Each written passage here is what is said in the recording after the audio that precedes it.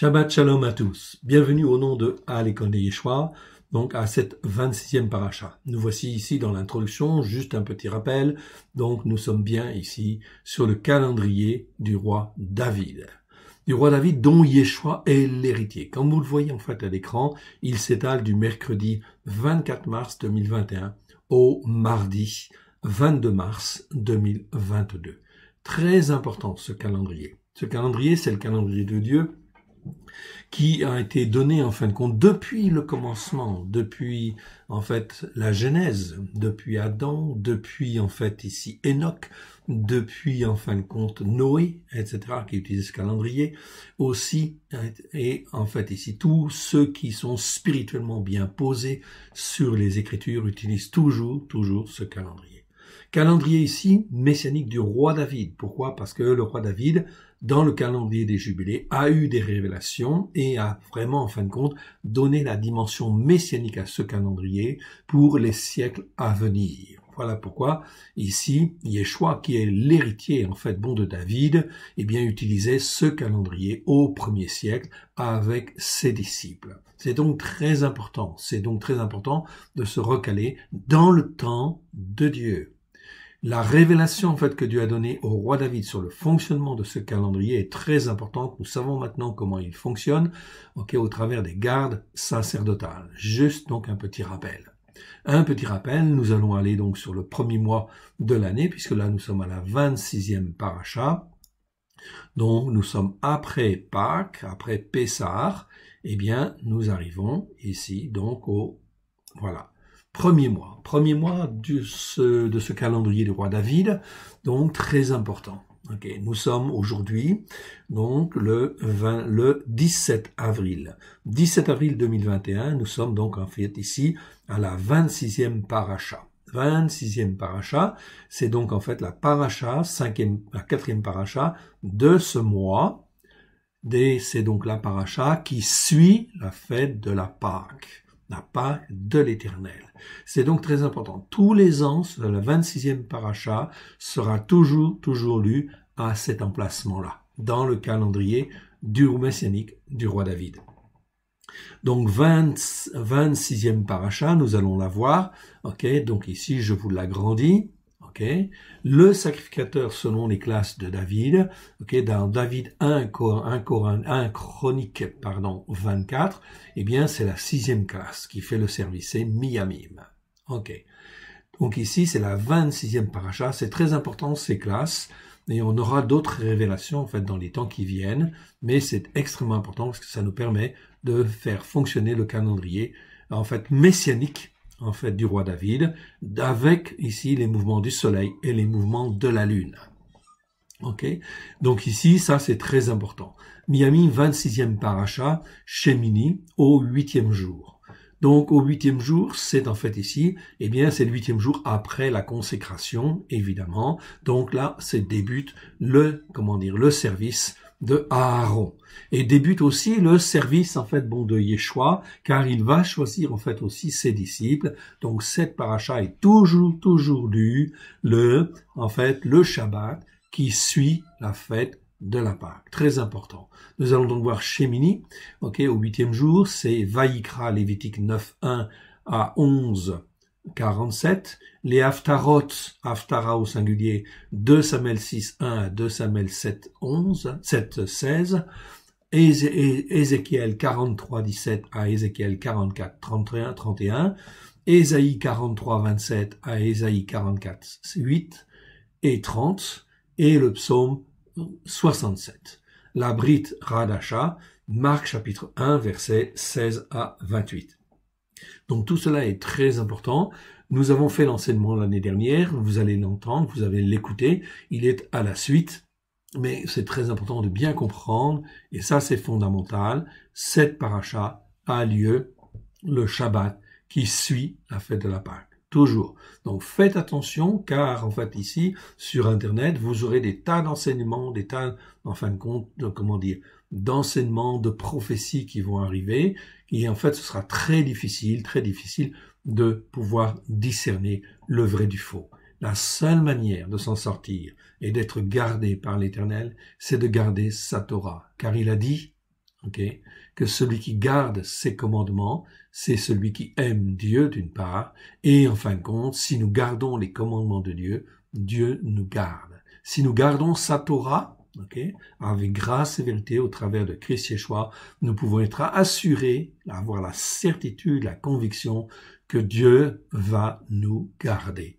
Et si nous sommes sur une mauvaise voie, vous pouvez être assuré que Dieu gentiment, en fin de compte, va nous montrer, en fait, ici, comment il faut recadrer les choses. Nous en avons eu l'expérience. Cela fait plus de 30 ans que nous avons donné notre cœur et notre vie à Yeshua. L'Éternel nous a toujours montré le chemin. Et il nous montre et il nous guide. C'est pour ça que c'est très important de bien s'ancrer. Eh bien, je vous souhaite une très bonne écoute de cette 26e paracha qui termine le premier mois de l'année, selon le calendrier du roi David, dont Yeshua est l'héritier. J'insiste en fait là-dessus, car Yeshua, au 1er siècle, est appelé fils de David. C'est l'héritier du trône de David. Donc ça, c'est extrêmement important. C'est une dimension messianique et prophétique particulièrement importante. Que Dieu vous bénisse et vous garde dans cette écoute. Alléluia. Amen. Shabbat shalom à tous. Donc, Chag HaBikurim, c'est la fête des prémices. Elle a donc eu lieu, ok, en début de semaine. Et ici, nous sommes, en fin de compte, le Shabbat qui suit. Eh bien, le Shabbat qui suit, nous allons donc lire, en fait, ici, comme on le voit, ici. Donc, Lévitique 9.1, Lévitique 11.47. Et ici, effectivement, la Haftara, 2 Samuel 6.1 à 23. Je ne vais pas tout lire, hein, mais on va faire quelques commentaires là-dessus. Et la Bessora, Bessora ça veut dire évangile, Marc chapitre 1, versets 16 à 20, et Marc chapitre 1, versets 21 à 28.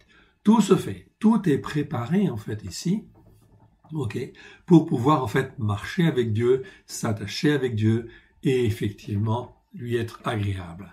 Si on a fauté, eh bien effectivement on revient vers Dieu et on s'attache. Tout le système se met en place afin de réparer, de rétablir, de pouvoir en fait être attaché à Dieu, rester en fait attaché à Dieu. C'est donc très important. Le système se met en place. Voilà pourquoi en fait on lit Lévitique. Lévitique 9 ici ça c'est les préambules.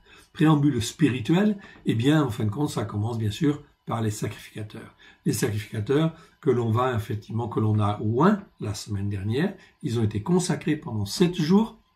Ok, 7 jours ils ont été consacrés, et c'est la même chose avec les fêtes des pains sans levain. Fête des pains sans levain, elle dure 7 jours. Si vous avez bien fait la fête des pains sans levain, eh bien, normalement, en fin de compte, on est en fait dans un état bien meilleur, évidemment, ok, à la gloire de l'Éternel, puisqu'on a été sans levain pendant 7 jours, consacrés à l'Éternel, pour qu'il puisse nous remplir et nous préparer. Le système se met en place, et cela commence en fait en disant, ici donc le 8e jour. 9.1, je lis. Le 8e jour, Moshe appela Aaron et ses fils et les anciens d'Israël, bien évidemment, parce qu'ils sont témoins, etc. et parce que les anciens ont une grande importance dans en fait l'assemblée de Dieu. Okay, les anciens, c'est bien sûr ceux qui permettent en fait de garder en fait l'interprétation des Écritures et de garder la Torah, qui veille au grain en principe. Okay. Il dit à Aaron, prends un veau, un petit du bétail, en sacrifice pour le péché, et un bélier pour le sacrifice d'élévation, l'un et l'autre sans défaut, et sacrifie-les devant l'Éternel. Ici, vous avez remarqué, on ne dit pas sacrifice avec d'expiation, on dit en sacrifice pour le péché. C'est plus clair, c'est plus net. Et un bélier pour le sacrifice d'élévation, non pas pour l'holocauste. Holocauste, ça veut rien dire, comme je vous l'ai dit. Ok, ici, c'est un sacrifice pour s'élever vers Dieu. Et ce sacrifice est entièrement consumé, en fait, par le feu. Voilà pourquoi, lorsque je m'approche de Dieu, eh bien, c'est très important, bien sûr, de reconnaître ses péchés, déjà d'une part, pourvu que je les connaisse, mais effectivement, en fait, en lisant la Torah, eh bien, ça me permet d'apprendre ce qui est péché, transgression et iniquité, comme je vous l'ai dit déjà. Eh bien, c'est très important. On se lave en fait de tous les péchés. On fait un sacrifice d'élévation. Okay, et enfin, il y aura d'autres sacrifices de reconnaissance en fait aussi. Okay, et puis, en fin de compte, des offrandes ordinaires aussi, tout simplement. Donc là, on essaie, nous, dans les traductions, de clarifier un petit peu les traductions françaises qui existent, car malheureusement, elles ne sont pas toujours très facilement compréhensibles. Et effectivement, c'est un petit peu chaotique. Alors, ici on continue. Verset 3. Tu parleras aux fils d'Israël et tu diras, prends un bouc pris sur le troupeau en sacrifice pour le péché, et un veau et un agneau âgés d'1 an et sans défaut pour le sacrifice d'élévation. Un taureau et un bélier pour les offrandes de reconnaissance. Ici, la plupart du temps, dans les traductions second et la plupart des nations, c'est marqué en fait des actions de grâce. Okay? L'action de grâce, bon, c'est pas mauvais comme traduction, mais c'est bien, le mot c'est shelem. Et shelem, ça nous parle de reconnaissance. Reconnaître que Dieu est tout-puissant, reconnaître qu'il est notre Dieu, etc. et qu'il est le maître des circonstances. Voilà pourquoi la notion de reconnaissance est meilleure. Okay? Pour les offrandes de reconnaissance. Donc ici, une offrande ordinaire pétrie à l'huile, car pour les offrandes de reconnaissance, afin de les sanctifier devant l'Éternel. Et une offrande ordinaire pétrie à l'huile, toute simple, donc c'était souvent des offrandes de farine, sans levain, pétrie à l'huile, car aujourd'hui l'Éternel vous apparaîtra. Donc ici, c'est très important. On est en train de donner un processus et une manière, en fin de compte ici, pour que la présence de l'Éternel soit effectivement, en fait, ici, là. C'est une question d'obéissance et de soumission. Nous n'avons plus les sacrifices à faire, mais les principes sont toujours là, parce que la sainteté de Dieu, elle est la même. Et si aujourd'hui, en fait, nous avons accès, en fait, au trône de Dieu, le voile est déchiré, cela veut dire que nous devons faire preuve aussi, en fait, de sacrifice d'élévation, c'est-à-dire de s'offrir entièrement soi-même, car on ne s'approche pas de Dieu, en fait, impunément, ou avec des feux étrangers, ou des mauvaises choses, bien sûr, parce que là, on touche à la sainteté de Dieu. Donc, on ne se moque pas de Dieu. Le Tout-Puissant est là, il veut bien agir dans nos vies, dans nos cœurs, mais il faut que l'on soit sincère de cœur. Ici donc, fin du verset 4, car c'est aujourd'hui l'Éternel vous apparaîtra. Aujourd'hui, c'est la même manière, sauf que Christ, Yeshua, en fait, est la voie qui nous conduit vers le Père, et en fait, la présence du Père. Est-ce qu'il veut être parmi nous? La réponse est oui, mais on ne fait pas n'importe quoi. Verset 5. Ils amenèrent devant la tente du rendez-vous, ici donc c'est bien la tente du rendez-vous, ce que Moshe avait ordonné. Et toute l'assemblée des témoins s'approcha et se tint devant l'Éternel. Moshe dit, vous ferez ce que l'Éternel a ordonné, et la gloire de l'Éternel vous apparaîtra. Moshe dit à Aaron, approche-toi de l'autel, offre ton sacrifice pour le péché, et ton sacrifice d'élévation. Donc d'abord on voit la question du péché, et sacrifice d'élévation. Et on s'approche en fin de compte de Dieu. Donc là on le fait en se couvrant du sang précieux de l'agneau, bien sûr, et des mérites de l'agneau.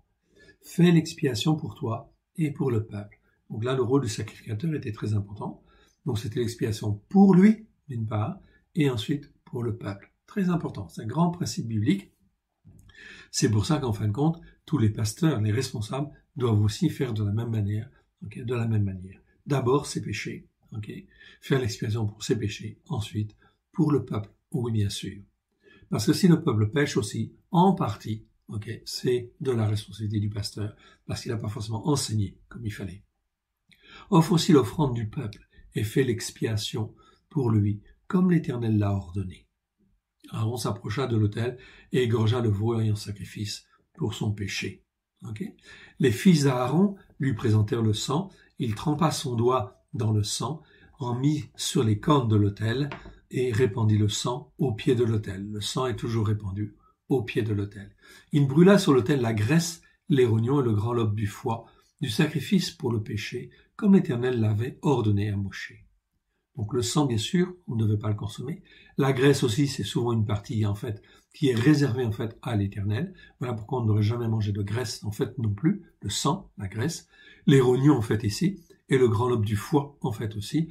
Donc tout ça, ça fait partie des abats, en fin de compte. Bon, donc a priori, c'est pas, en fin de compte, cachère. On ne doit pas manger aussi ce genre de choses. Du sacrifice pour le péché, comme l'Éternel l'avait ordonné à Moshe. Mais il brûla au feu hors du camp la chair et la peau. Il égorgea le sacrifice d'élévation. Les fils de Aaron lui présentèrent le sang et le répandirent sur l'autel tout autour. Ils lui présentèrent le sacrifice d'élévation, coupé par morceaux, avec la tête et les brûla sur l'autel. Il lava les entrailles et les jambes, les brûla sur l'autel, par-dessus le sacrifice d'élévation. Ensuite, il offrit l'offrande du peuple, Okay. Il prit le bouc en sacrifice pour le péché du peuple, l'égorgea et l'offrit en sacrifice pour expier le péché, comme la première victime. Il offrit le sacrifice d'élévation et le sacrifia d'après les ordonnances établies. Il présenta l'offrande ordinaire, en prit une poignée et la brûla sur l'autel, outre le sacrifice d'élévation du matin. Il égorgea le taureau et le bélier en sacrifice de reconnaissance, cette fois-ci, et non pas action de grâce, de reconnaissance pour le peuple, donc c'est la reconnaissance du sacrificateur, la reconnaissance du peuple en fait ici. Les fils d'Aaron lui présentèrent le sang et le répandirent sur l'autel tout autour. Ils lui présentèrent la graisse du taureau et du bélier, la queue, la graisse qui couvre les entrailles, les rognons, le grand lobe du foie. Ils mirent les graisses sur les poitrines et brûla les graisses sur l'autel. Vous voyez donc, il y a pas mal, tout ce qui est graisse, en fait, ici, c'était consacré à l'Éternel. Pourquoi? On ne sait pas, c'est comme ça. Aaron agita de côté et d'autre, devant l'Éternel, les poitrines et l'épaule droite, comme Moshe l'avait ordonné. Donc agiter de côté droit, c'est-à-dire que le sacrificateur Aaron les prenait, et puis les agitait, comme ça, ok? De côté, de gauche et de droite, ok? Ça veut dire, en fin de compte, ça veut dire quand c'était présenté comme ça, de gauche à droite, etc., eh bien, ça veut dire que c'était consacré à l'Éternel. Et ça devenait une chose très sainte, dit les traductions. En réalité, dans la Bible, c'est pas marqué très sainte, c'est marqué sainteté des saintetés. C'est-à-dire qu'on était dans l'obéissance pleine et entière à Dieu, et l'Éternel marquait cela de sa présence, de son onction, ok, magnifique, etc. Voilà pourquoi ces poitrines et l'épaule droite, elles étaient conservées, elles étaient en fait comme des choses très saintes, on va dire, cela représentait la sainteté de Dieu. Cela montrait la présence de Dieu parmi son peuple. Ok? Ensuite, Aaron leva ses mains, verset 22, vers le peuple et le bénit, puis il descendit, après avoir fait le sacrifice pour le péché, le sacrifice d'élévation et les offrandes de reconnaissance. Donc 3 choses essentielles. Ici, sacrifice pour le péché, sacrifice d'élévation et en fait offrande de reconnaissance. Même chose dans nos prières au travers de Christ Yeshua. Nous devons penser en fait à ces 3 choses-là. Le péché, confesser les péchés. On ne s'approche pas de Dieu avec des péchés non confessés. Ça, c'est très important. On s'offre entièrement soi-même, sacrifice d'élévation, okay, au travers de Christ. Et les offrandes de reconnaissance, d'abord, avant de demander quoi que ce soit, c'est de reconnaître que Dieu est Dieu. Il est le seul Dieu, unique et vrai. Le Dieu d'Abraham, d'Israël, de Jacob. Il a donné sa Torah, pleine de grâce et de vérité, au travers de Christ Yeshua. Tout ça, ça fait partie de la reconnaissance. C'est pas les remerciements. Il y a un autre mot, en fait, encore, pour les mots remerciements. Voilà pourquoi, au travers de ces traductions ici, nous vous en donnons un petit aperçu, afin que de débroussailler un petit peu mieux les traductions que nous avons. Okay. Et effectivement, c'est pas toujours facile, en fait, à lire, parce que les nations ne se sont jamais intéressées vraiment, en fin de compte, à la parole de Dieu pour bien la traduire, ou essayer de comprendre ce que cela voulait dire. S'il y avait ce sacrifice, il y avait une raison d'être, parce que c'était en fait l'image des choses glorieuses à venir.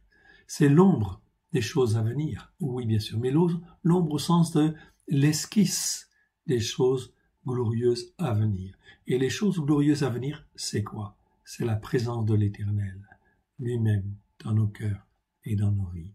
Alors pour que l'Éternel soit présent dans nos cœurs et dans nos vies, il faut nécessairement et impérativement que l'on puisse être formé, façonné, modelé comme Dieu le veut. Et Dieu nous donne déjà, au travers de sa Torah, tout un certain nombre de lois, de règles, de jugements, de manière de juger, pour discerner ce qui est juste et ce qui est injuste. Voilà pourquoi Dieu se prépare et nous prépare. Et il nous prépare à quelque chose de glorieux. C'est bientôt la Pentecôte, dans 7 Shabbats. Voilà pourquoi il convient de se préparer. Verset 23. Moshe et Aaron entrèrent dans la tente du rendez-vous. Lorsqu'ils en sortirent, ils bénirent le peuple. Et la gloire de l'Éternel apparut à tout le peuple. Et la gloire de l'Éternel apparut à tout le peuple. Le feu sortit de devant l'Éternel et consuma sur l'autel le sacrifice d'élévation et les graisses. Tout le peuple vit, ils poussèrent des cris de joie et se jetèrent sur leurs faces. Eux, ils ont connu, tout Israël en fait ici, a connu la présence de Dieu. Okay? Ça, c'est très important de bien comprendre cela. Est-ce que Dieu a changé? Non, Dieu veut être parmi son peuple. Mais il veut que son peuple soit éduqué, formé, et que ce soit son peuple, et que ce ne soit pas en fin de compte des règles ou des lois qui viennent en fin de compte de n'importe où. Ok. Voilà pourquoi Dieu se réserve pour son peuple. Amen. On continue. Nous sommes là au chapitre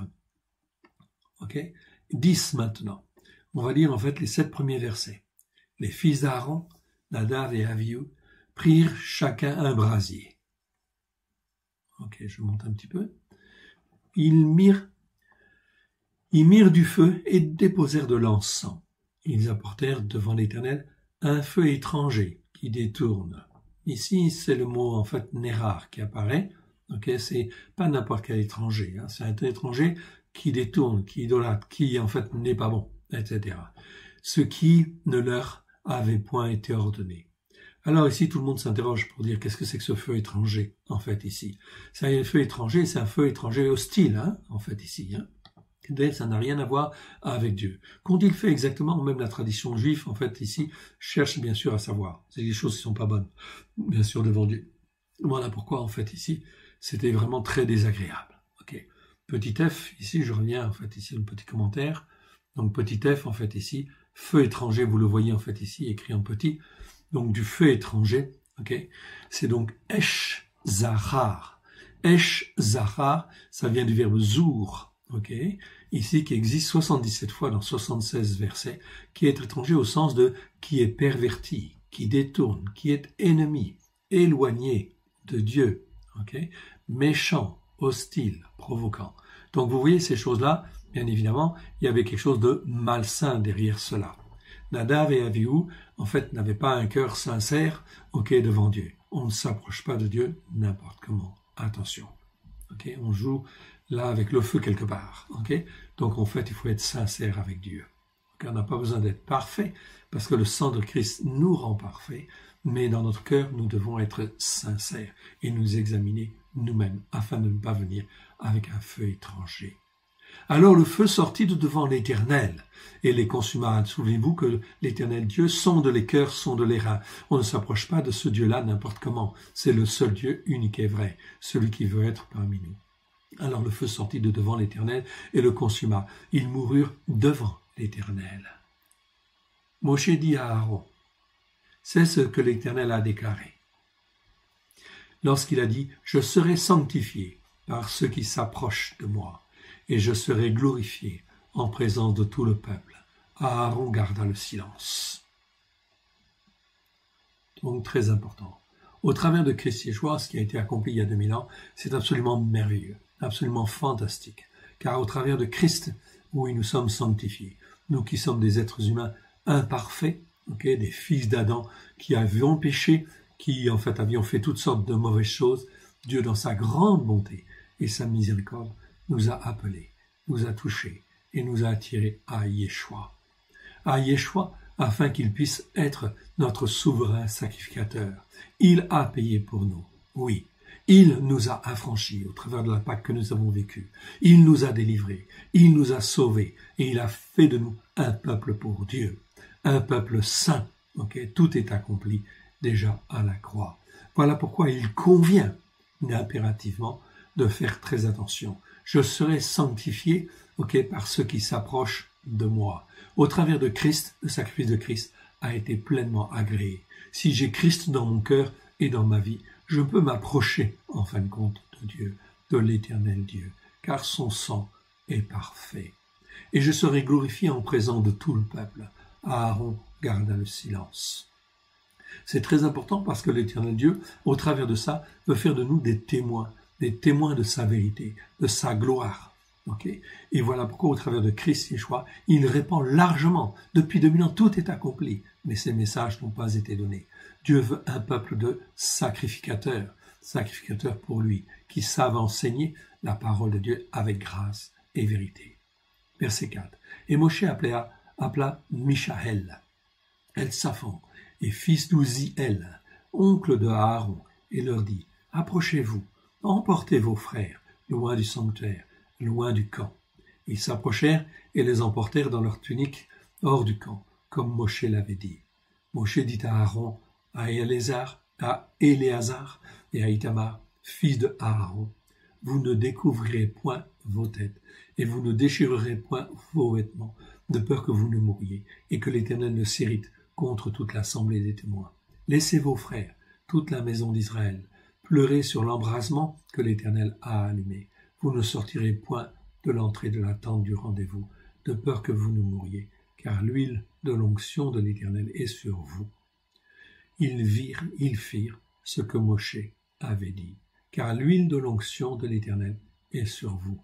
Ils étaient déjà consacrés. Voilà qui est très important. On ne se moque pas de Dieu. Voilà, donc c'est très important en fait ici. Okay. C'est en fin de compte très dur, très difficile, mais c'est vraiment en fin de compte des exemples bien précis. Ok. Nous allons en fait lire en fait ici également la suite. L'Éternel parla à Aaron et dit, « Tu ne boiras ni vin, ni boisson enivrante, toi et tes fils avec toi, lorsque vous entrerez dans la tente du rendez-vous, de peur que vous ne mouriez. Ce sera une règle perpétuelle parmi vos descendants. » La même chose, en fait ici, le mot règle, c'est le mot ruka, c'est pas le mot roc. Roc, on le traduit par loi, ruka, on le traduit par règle. Tout cela, nous avons remis de l'ordre, en fait, dans ces traductions, parce que pour que ce soit moins confus, okay, afin que l'on puisse mieux comprendre certaines choses, la dimension spirituelle qui est cachée derrière cela, car cette dimension spirituelle, elle est toujours permanente et elle existe aujourd'hui. Verset 10. Afin que vous puissiez distinguer ce qui est saint et ce qui est profane, ce qui est impur de ce qui est pur, et enseigner aux fils d'Israël toutes les lois. Là, j'ai le mot roc. Le mot roc, en fait, ici, roc, rukim, que l'Éternel leur a donné par, en fait, Moshe. Ça, ce sont les lois. C'est des lois universelles, ok? C'est des lois, en fin de compte, que personne ne peut déroger, ok? Ça, c'est très important. Voilà pourquoi ces lois-là, elles doivent être enseignées. Si elles ne sont pas enseignées, les gens font n'importe quoi. Et s'ils s'approchent, ils peuvent brûler, en fin de compte, ici, comme un rien. Verset 12. Moshe dit à Aaron et à Éléazar et à Ithamar, les deux fils qui restaient à Aaron, prenez ce qui reste de l'offrande ordinaire, parmi les sacrifices consumés par le feu devant l'Éternel, et mangez-la sans levain près de l'autel, car c'est sainteté des saintetés. Ici, donc, on remarque mangez-la sans levain, c'est-à-dire sans artifice, c'est-à-dire sans méchanceté, sans malice, sans rien du tout. Mangez-la près de l'autel, car cette manière de faire, c'est sainteté des saintetés. Dans les traductions des nations, c'est marqué c'est une chose très sainte. Okay? Ouais, on peut traduire aussi comme ça, si on veut. Mais c'est pas ce que disent les mots hébreux. Les mots hébreux disent c'est la sainteté des saintetés. Okay? Je devrais me rajouter en fait ici là. Okay? C'est la sainteté des saintetés. C'est-à-dire c'est la présence même. Si tu fais ça, tu rentres dans l'obéissance parce que tu as un cœur sincère. Okay? Tu peux rentrer dans la présence de Dieu. Là, c'est la sainteté des saintetés. Ça, c'est très important. Okay? Vous la mangerez dans un lieu saint. Oui, c'est une loi et une loi pour les fils, pour tes fils sur les offrandes consumées par le feu devant l'Éternel, car c'est là ce qui m'a été ordonné. Vous mangerez ainsi aussi dans un lieu pur, toi, tes fils et tes filles avec toi, la poitrine qu'on a agitée de côté et d'autre, souvenez-vous, la poitrine agitée de côté et d'autre, c'est une chose en fin de compte qui est très sainte, qui est une chose qui correspond à la sainteté des saintetés de Dieu. On rentre dans l'obéissance. Okay? Pourquoi? C'était les règles. C'est tout. Et donc, si Dieu, en fin de compte, dit, moi, si vous faites comme ça, je viendrai et je vous toucherai de ma présence, etc. Voilà donc, en fait, ici, très important, la manière de comprendre comment il faut s'approcher de Dieu. Vous le mangerez dans un lieu saint. C'est une loi pour les fils sur toutes les offrandes consumées par le feu devant l'Éternel. Donc, tout ce qui était agité, qui venait du peuple, qui venait de qui que ce soit, qui était agité devant lui comme cela, à droite, à gauche, eh bien effectivement, c'était en fait une chose très sainte. C'était une chose qui appartenait à Dieu. Ça veut dire que Dieu l'agréait. Et si Dieu l'agrée, il marque sa présence, car c'est là ce qui m'a été ordonné, dit Moshe. Verset 14. Vous mangerez aussi dans un lieu pur, toi, tes fils et tes filles avec toi, la poitrine qu'on a agitée de côté et d'autre, et l'épaule qui a été une offrande par élévation. Même chose. Offrande par élévation, agitée de côté droite, etc. Pareil, même chose. Ce sont des choses consacrées. C'est des choses, en fait, qui touchent à la sainteté des saintetés. Car elles vous sont données comme une loi pour les fils, pour tes fils, pour les sacrifices de reconnaissance, des fils d'Israël. Les sacrifices ici, c'est bien des sacrifices ici, et de reconnaissance que Dieu est Dieu, que sa présence, en fin de compte aussi, agit, comme elle a agi en fait au moment de l'Égypte avec puissance, etc. Et en fin de compte que rien ne s'oppose en fait à elle. C'est une reconnaissance d'appartenance en fait aussi à Dieu. Verset 15. Ils apporteront avec les graisses destinées à être une offrande consumée par le feu, l'épaule que l'on présente en offrande par élévation et la poitrine que l'on agite de côté et d'autre. Donc, l'épaule, et la poitrine, en fait, qu'on agitait de côté et d'autre, tout cela, en fait, s'était présenté à l'Éternel. Elles seront pour toi et pour tes fils avec toi, par une loi perpétuelle, comme l'Éternel l'a ordonné. C'était l'offrande au sacrificateur. Tout simplement. Elle était offerte à Dieu, mais Dieu l'a redonnée en fait aux sacrificateurs. C'était en fait aussi, ça leur servait en fait aussi de nourriture. Mais tout le monde ne pouvait pas manger cela parce que c'était rendu très saint. Ça marquait la sainteté de la sainteté de Dieu. Et voici, il avait été brûlé. Alors il s'irrita contre Éléazar et Ithamar et les fils qui restaient à Aaron et il dit, « Pourquoi n'avez-vous pas mangé le sacrifice pour le péché dans le lieu de la sainteté ?» Dans nos Bibles, c'est dit dans un lieu saint. Non, ici, c'est marqué lieu de la sainteté de Dieu. Donc, il y avait un lieu particulier. C'est là la sainteté des saintetés. C'était un verbe très saint, si vous voulez. Et l'Éternel vous l'a donné, afin que vous portiez l'iniquité. Le fait de manger ces aliments, ça voulait dire quoi? On a une explication ici. Car l'Éternel vous l'a donné, afin que vous portiez l'iniquité de l'assemblée des témoins, afin que vous fassiez pour elle l'expiation devant l'Éternel. Voilà une chose intéressante. Donc on a parlé de trois choses, les péchés, les transgressions, les iniquités. Les péchés et les transgressions, les péchés selon leur gravité, mais les transgressions entraînent systématiquement des iniquités. Ça veut dire quoi? Ça veut dire qu'il y a des conséquences en fait spirituelles aux péchés et aux transgressions, oui bien sûr, qui peuvent en fait se perpétuer sur différentes générations, oui bien sûr. Comme l'idolâtrie, si tes parents ont prié la Vierge ou prié les saints, cela entraîne une idolâtrie, bien sûr, et de l'iniquité qui va être transférée jusqu'à la 3e, 4e génération. C'est la Bible qui le dit. Ce sont les règles spirituelles. Donc, personne n'y peut changer quoi que ce soit. C'est comme cela. Ici, au travers de ces sacrifices, eh bien, le Seigneur disait, en fait, ici, eh bien, en fait, vous allez manger cela. Pourquoi? Parce que vous les mangez, c'est de sainteté des saintetés, qui va permettre, en fin de compte, d'annihiler toutes les iniquités de l'assemblée des témoins, de l'assemblée d'Israël. C'est-à-dire les conséquences des péchés, des transgressions, eh bien, vont être ôtées, en fait, tout simplement. Donc, on était dans la sanctification, là. C'était quelque chose d'extraordinaire. Et c'est ce que Yeshua a fait, bien évidemment. Donc, ici, porter l'iniquité des péchés et des transgressions.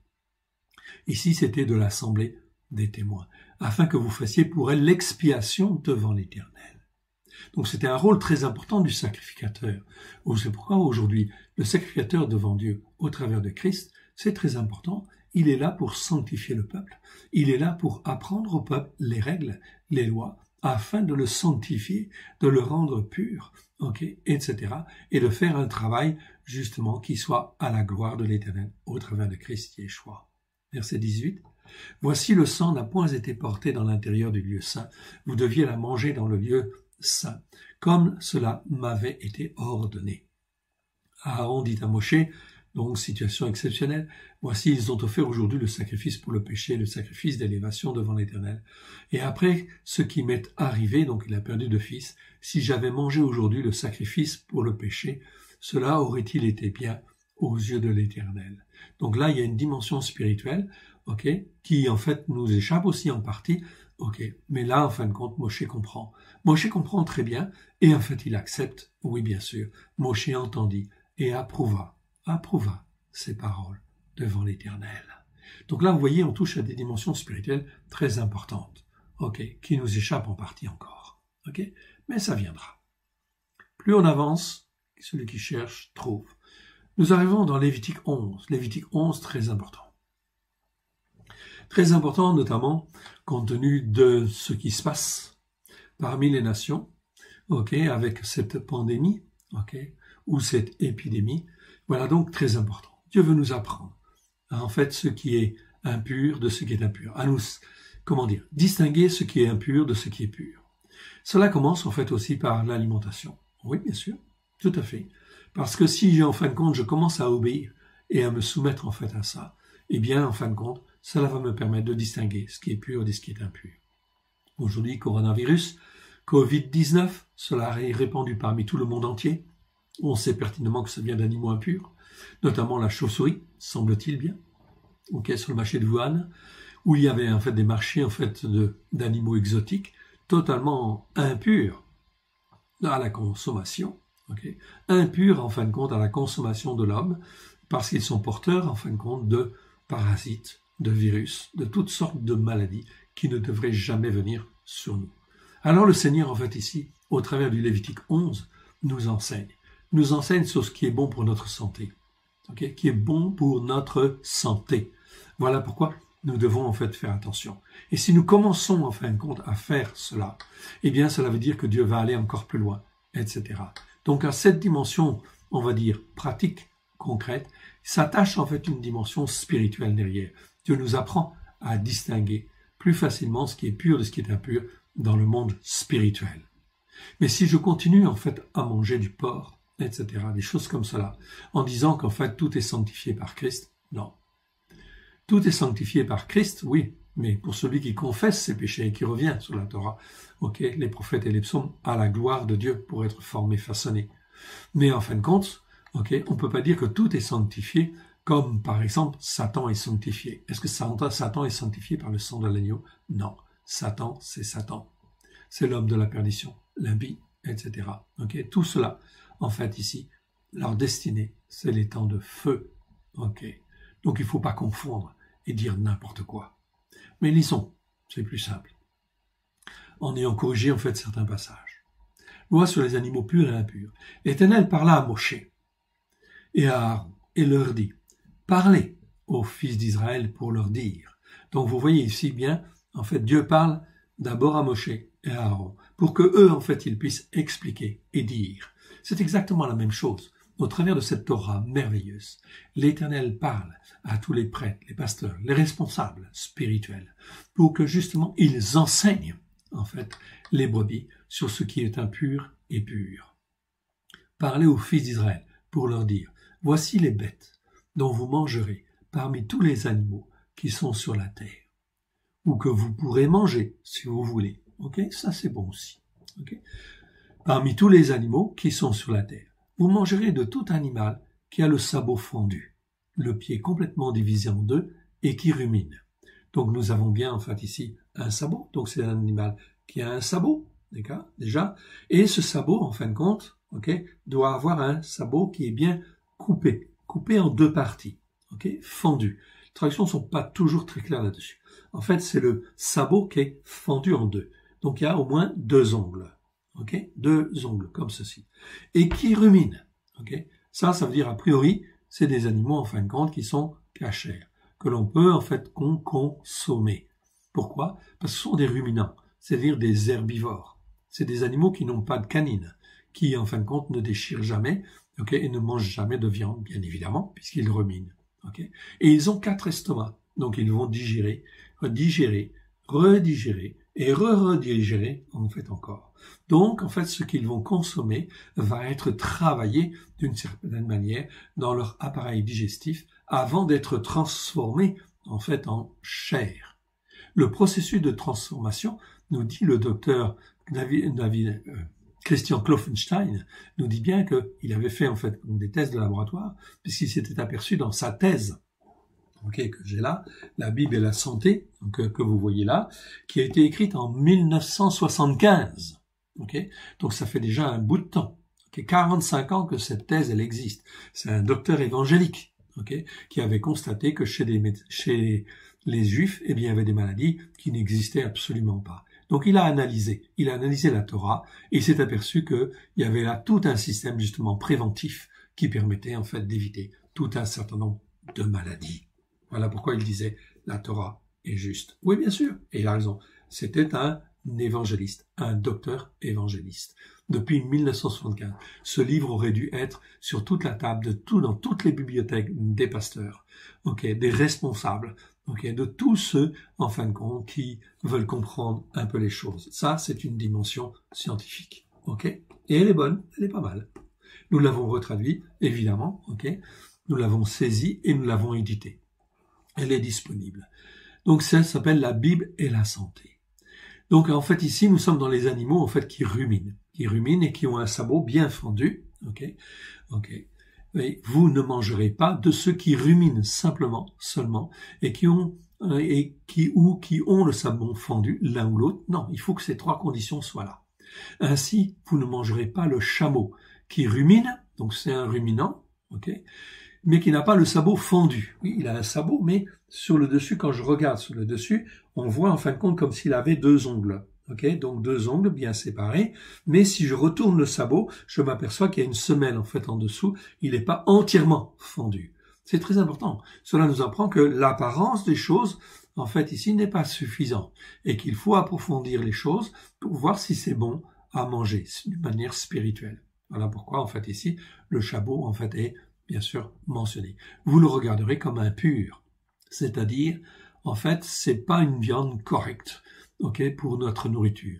Il y a peut-être des maladies, des parasites, des choses comme ça qui existent chez cette bête-là, qui font que elle a son rôle d'exister, elle est utile, si Dieu l'a créée, c'est parce qu'elle a son rôle en fait à jouer, mais pour l'homme, elle n'est pas consommable, ok, en tant que telle, sans prendre des risques. Vous ne mangerez pas le daman qui rumine, ok, donc qui rumine, oui, mais qui n'a pas de sabot fendu. Okay. Donc il a des griffes. Vous le regarderez comme impur, ça va de soi. Vous ne mangerez pas de lièvre qui rumine, mais qui n'a pas de sabot fendu. Vous le regarderez comme impur. Et oui, le lièvre, le lapin, tous ces animaux-là. Et oui, le pâté de lapin, c'est fini. Eh bien, en fin de compte, qu'est-ce qu'on s'est aperçu? C'est un animal qui rumine, enfin il régurgite plusieurs fois, bon, donc on peut dire qu'il rumine, mais qui n'a pas de sabot. Non, ça a des griffes, hein, lapin, d'accord? Donc c'est de la viande en fin de compte ici, mais c'est pas un ruminant, d'accord? En tant que tel, avec sabot fendu, ok, bien divisé en fait en deux. Donc il n'est pas consommable d'une manière en fin de compte saine, sans prendre de risques, ok? Dans le livre La Bible et la santé, dont je vous parlais en fait tout à l'heure, ok, le docteur en fait Christian Klomvenschal a fait analyser en fin de compte, il y a des laboratoires qui ont fait déterminer en fait, la viande de lièvre, pourquoi elle n'est pas, en fin de compte, saine? On sait que c'est une viande dite urémique, c'est-à-dire qu'il y a de l'urée qui est rejetée dans la viande, ok? Voilà. Donc ça veut dire que c'est une viande qui n'est pas saine pour l'homme, absolument pas, ok? Qui n'est pas sans conséquence. Enfin, verset 7, vous ne mangerez pas le porc qui a le sabot fendu. Donc il a un sabot bien fendu. Okay, le pied complètement divisé, c'est bien divisé complètement, mais il ne rumine pas. Okay, il mange de tout. C'est un omnivore. Okay, autant qu'il peut manger de la viande, qu'il peut manger de l'herbe, etc. Tout et n'importe quoi. En fait, tout ce qu'il va trouver sous son groin, eh bien effectivement, il va le manger. Okay, et en fin de compte, il va manger. Et en fait, il va digérer ça, mais comme il ne rumine pas, la transformation de ce qu'il mange en chair dans son organisme se fait dans un laps de temps de 8 à 10 heures. Alors que pour les ruminants comme le bovin, ça se fait en 32 heures. Donc le travail est beaucoup plus élaboré. Dans le porc, en fait ici, c'est très peu élaboré. Donc il va rejeter toutes ces toxines, bien sûr, dans son corps, dans sa viande. Okay, et la viande de porc est une viande malsaine pour l'être humain. Okay. Je sais qu'il y a beaucoup de porc, on mange beaucoup de jambon, des choses comme cela, parce que la tradition justement a fait comme cela. Okay. Mais en réalité, c'est très mauvais pour l'homme. C'est une viande qui est très mauvaise. Donc voilà pourquoi c'est important de s'en priver. Si je ne m'en prive pas, okay, ça veut dire que je ne fais pas les premiers efforts de sanctification, de mise à part pour distinguer ce qui est pur de ce qui est impur. Et alors à ce moment-là, eh ben, je ne vais pas aller beaucoup plus loin. Donc vous ne mangerez pas de porc qui a le sabot fendu et le pied complètement divisé en deux parties, mais qui ne rumine pas. Vous le regarderez comme impur, c'est-à-dire non consommable pour l'homme. Vous ne regardez pas leur chair et vous ne toucherez pas leur corps mort.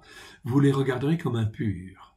Okay? Pourquoi ne pas toucher les corps morts? Parce qu'on sait très bien qu'un corps mort, en réalité, les gens qui sont dans l'abattage ou qui font de l'élevage savent très bien qu'un corps d'animal, qui est mort, eh bien, en fin de compte, des bactéries commencent à apparaître à partir d'une vingtaine de minutes, si ma mémoire est bonne. Donc là, effectivement, il y a tout un certain nombre de choses qui sont très malsaines qui viennent sur le corps de l'animal pour, en fin de compte, justement, le travailler, le détruire, etc. Donc, toucher à un corps mort, c'est très malsain. Voilà pourquoi il faut prendre des précautions. Vous les regarderez comme impurs. Voici ce que vous mangerez parmi tous ceux qui sont dans les eaux. Vous mangerez de tous ceux qui ont des nageoires et des écailles. Donc là, on passe dans le domaine de l'eau. Donc que ce soit la mer ou les rivières, impératif, il faut que ça ait des nageoires et que ça ait des écailles. Et qui sont dans les eaux, soit dans les mers, soit dans les rivières. Bon, c'est clair. Donc il faut que je peux manger de ces choses-là. Mais tous ceux qui n'ont pas des nageoires et des écailles, parmi tous ceux qui se meuvent dans les eaux, et tout ce qui est vivant dans les eaux, soit dans les mers, soit dans les rivières, sont des abominations pour vous. Ah, là le Seigneur utilise un terme vraiment très fort, très violent. Ce sont des abominations. Donc les huîtres, c'est fini. Les moules, c'est fini. Les crustacés, c'est fini. Les crevettes, c'est fini. Les bouquets, c'est fini. Toutes ces choses-là peuvent être porteurs de tout un certain nombre de choses. On parle des huîtres. Les gens, ils aiment les huîtres. L'huître, c'est un très bon animal qui a été mis en fait dans la mer, qui a été créé par Dieu, oui bien sûr, parce qu'il a son rôle. Il filtre la mer. Une huître, rien qu'une huître, ça filtre plus de 100 litres d'eau par jour. Et dans le corps de ce livre-là, le docteur Christophe s'est posé la question, mais pourquoi? Alors ils ont fait des analyses en laboratoire et ils ont constaté, chiffres en main, scientifiquement en main, que dans l'huître, et les autres crustacés, les autres moules, les moules, etc., aussi pareil, mais en fin de compte, c'est plus fort en fait dans l'huître. L'huître concentre 700 000 fois plus de pesticides ou de choses polluées dans son eau ambiante, en elle, que dans l'eau ambiante. C'est pour vous dire, ce sont d'excellents filtres. Alors, si vous voulez continuer à manger des huîtres, c'est votre problème. Mais en fin de compte, avec les temps qui viennent, et en fait les pestes qui viennent, les coronavirus et autres qui viennent, je vous conseille d'apprendre à manger cachère. Parce qu'effectivement, là au moins, on a des chances d'être protégé. Oui, bien sûr. Parce que le Seigneur dit que si tu gardes la Torah, moi je vais te garder. Si tu gardes mes commandements, je te garderai en fait aussi. Verset 11. Ce sont là des abominations pour vous. Vous ne mangerez pas de leur chair. Vous aurez en abomination leur corps mort. C'est-à-dire ces choses-là sont des choses infectes. Donc ici, en plus, s'ils sont morts, il faut vraiment, en fin de compte, ne pas les toucher ou mettre des gants. Bien sûr, ça ne veut pas dire qu'il ne faut pas nettoyer. Au contraire, il faut nettoyer, mais il faut prendre des précautions. Tous ceux qui dans les eaux n'ont pas de nageoires et des écailles sont des abominations à vous tous. Très important. Tout ça, c'est très important également dans ce livre-là, par rapport aux poissons. Eh bien, en fin de compte, Dr. Convention nous raconte une histoire. C'est l'armée américaine pendant la dernière guerre. Ils étaient dans le Pacifique et en fin de compte, ils avaient pêché tout un certain nombre de poissons. Et en fait, il y a tout un régiment, je crois, qui a été touché, empoisonné. Et effectivement, à partir de là, l'armée américaine, en haut lieu, ont décidé en fait de suivre les recommandations de la Bible en disant, à partir de maintenant, on ne mange que des poissons qui ont des écailles et qui ont des nageoires. Et effectivement, on constate dans les études scientifiques que tous les animaux qui sont vénéneux ou qui sont très dangereux pour l'homme, eh bien, en fait, ceux-là n'ont pas d'écailles ou pas de nageoires, etc. Ça, effectivement, c'est flagrant. Donc voilà aussi, c'est donc très important. Voilà donc en fait ici, il faut écouter la parole de Dieu, évidemment. Aussi chrétien, qui a été élevé dans la tradition chrétienne, sous en fin de compte l'influence de Constantin, n'écoutez pas toutes les fausses doctrines qui sont là. Vous avez été rachetés par le sang de l'agneau pour être greffés sur la racine d'Israël, pour être un peuple pour Dieu.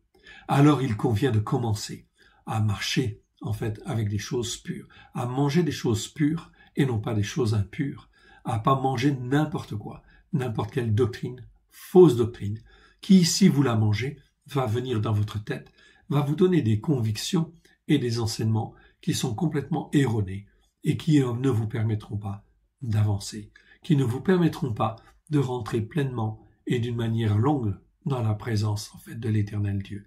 C'est impossible. Donc, revenez, sanctifiez-vous.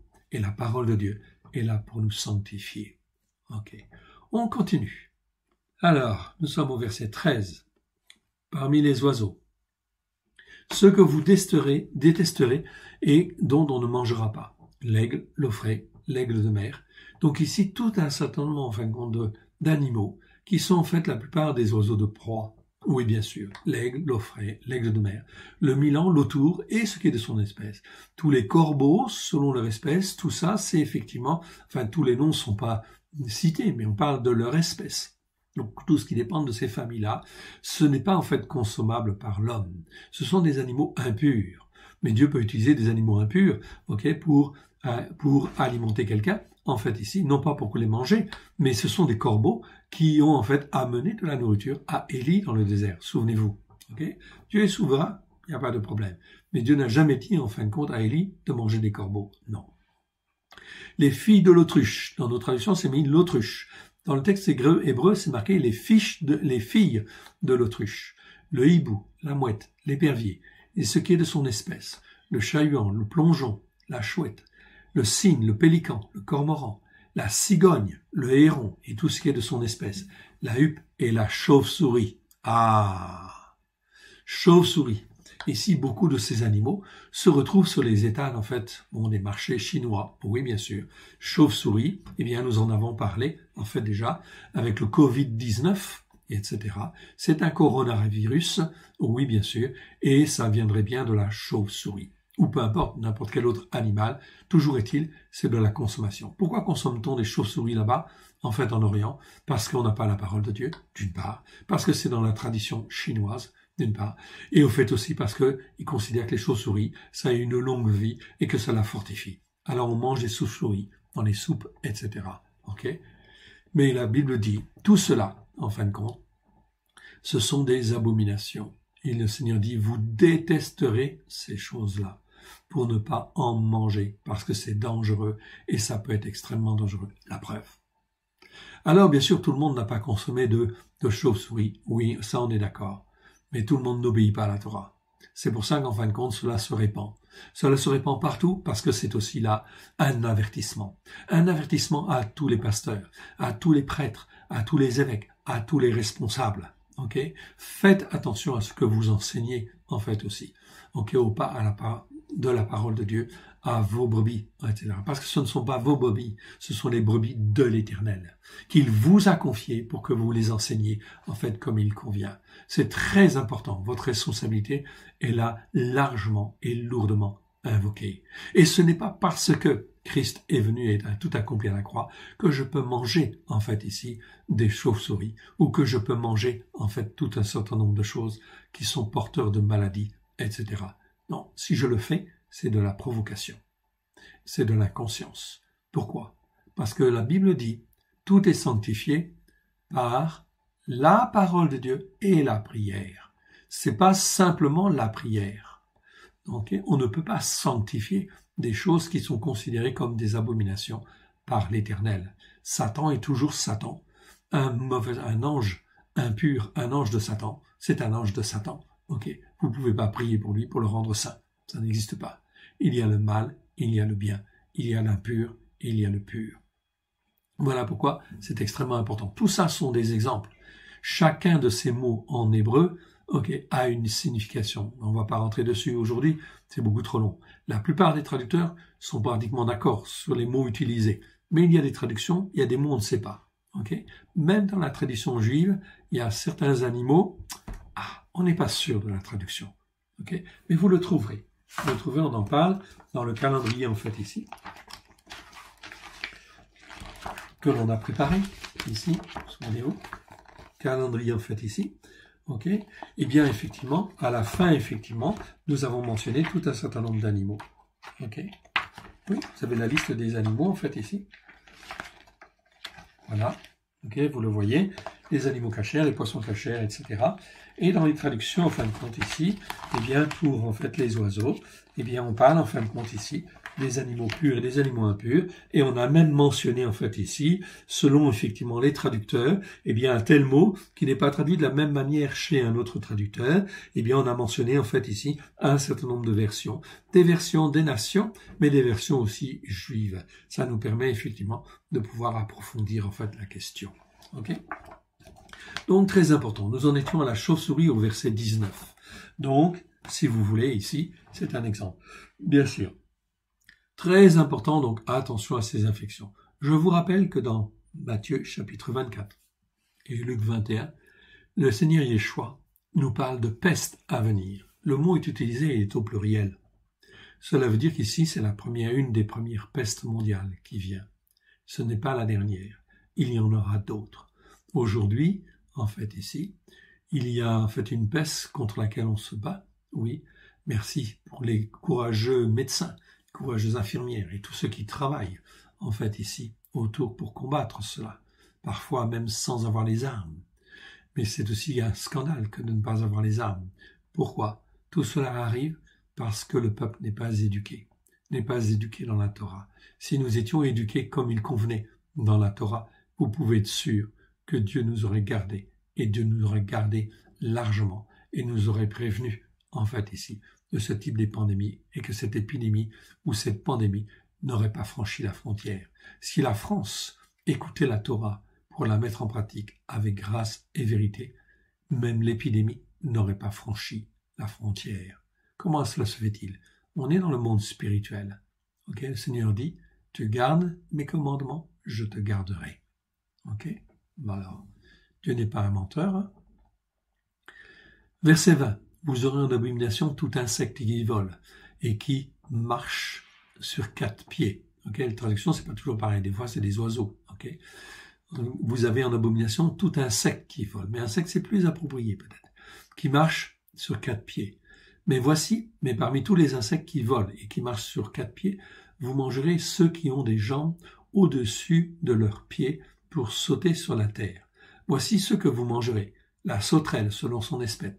Le soleam, selon son espèce. Le rargol, selon son espèce. Le ragave, selon son espèce. Ces formes de sauterelles, les solam, argol et ragave, ce sont des espèces de sauterelles aussi, des formes de sauterelles. Peut-être des étapes dans la maturité de la sauterelle. Ok, on ne sait pas. Même dans la tradition juive, on a un petit peu de mal. Donc, d'une manière générale, les sauterelles sont bonnes. Mais je crois savoir qu'il y a quelques sauterelles qui sont de vénéneuses. Donc, il faut faire attention, avoir du discernement. Ce que le Seigneur nous donne, il nous donne ici, en fin de compte, une image. Il nous donne des modèles. Il nous donne des exemples. Mais il nous donne aussi une capacité à réfléchir. Ok? Et en fin de compte, une connexion avec son Saint-Esprit pour que nous puissions en fin de compte réfléchir correctement et lui poser des questions si nous avons un doute. Dieu veut que nous soyons en fait sages et intelligents, mais cela passe par une transformation. La transformation de notre manière de penser, de notre manière d'être, etc. On est là dans un travail intérieur, une éducation spirituelle de notre âme qui est très importante. Et si notre âme n'est pas formée, façonnée, comment je vais apprendre à distinguer ce qui est pur de ce qui est impur? Ok? Voilà pourquoi il faut venir vers Dieu, se repentir, se former et se façonner. Verset 23. Vous aurez en abomination tous les autres insectes qui volent et qui ont 4 pieds. Ah oui, à propos des insectes. Je me souviens en fait une fois, nous étions à Paris et nous étions invités à manger.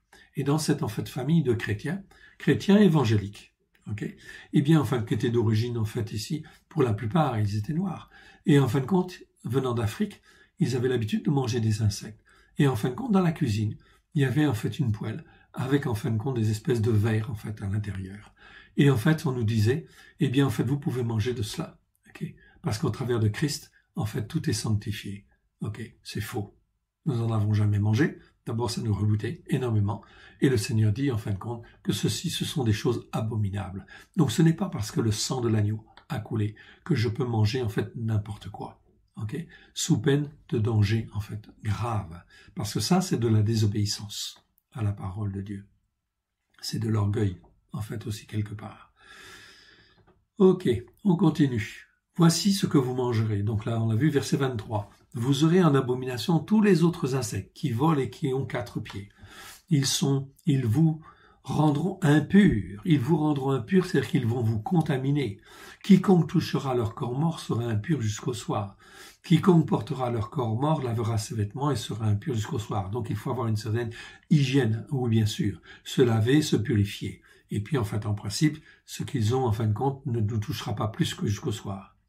Vous regarderez comme impur tout animal qui a le sabot fendu, mais qui n'a pas le pied complètement divisé en deux, et qui rumine et qui ne rumine pas.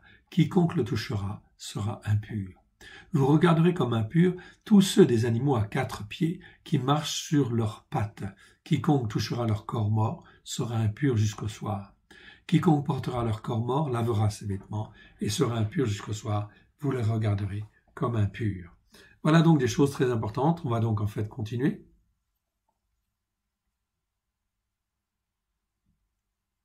Ok. Voici parmi les animaux grouillants qui fourmillent sur la terre. Donc là, on touche à toutes les espèces de vers, de chenilles, etc. Toutes ces choses-là. Ceux que vous regarderez comme impurs, la taupe, la souris, le lézard et de toutes leurs espèces. Le hérisson, la grenouille, la tortue, le limaçon, le caméléon. Ok, presque toutes les traductions sont bonnes. Vous pouvez avoir plusieurs Bibles chez vous. Je vous conseille d'avoir plusieurs Bibles. Et en fait, notamment des traductions juives, en fait, aussi. Traductions récentes, en fait, aussi. Comme par exemple, vous voyez, cette traduction en fait là, okay, ça s'appelle la Bible, okay, c'est hébreu français, c'est une Bible en fait faite par des Juifs, okay, c'est une traduction qui date de 2014, texte hébreu, texte français. Elle n'est pas parfaite, mais c'est intéressant, parce que c'est une Bible qui est récente, elle date de 2014, et c'est rare chez les Juifs d'avoir une Bible entière, enfin tout l'Ancien Testament, ici en entier. Souvent on n'a que la Torah ou les psaumes, etc. Ici, cela montre que le Seigneur Dieu est en train de toucher son peuple juif, afin de s'intéresser à toute l'Écriture. Et c'est pour ça que bientôt, ils vont s'ouvrir aussi, en fait, à la parole de Dieu, okay, à travers la Brit Hadasha, quand elle sera aussi retraduite d'une manière un peu mieux, car les Juifs savent que le Messie qui doit venir, c'est un Messie juif. Et c'est un Messie qui ne remet pas en question la Torah.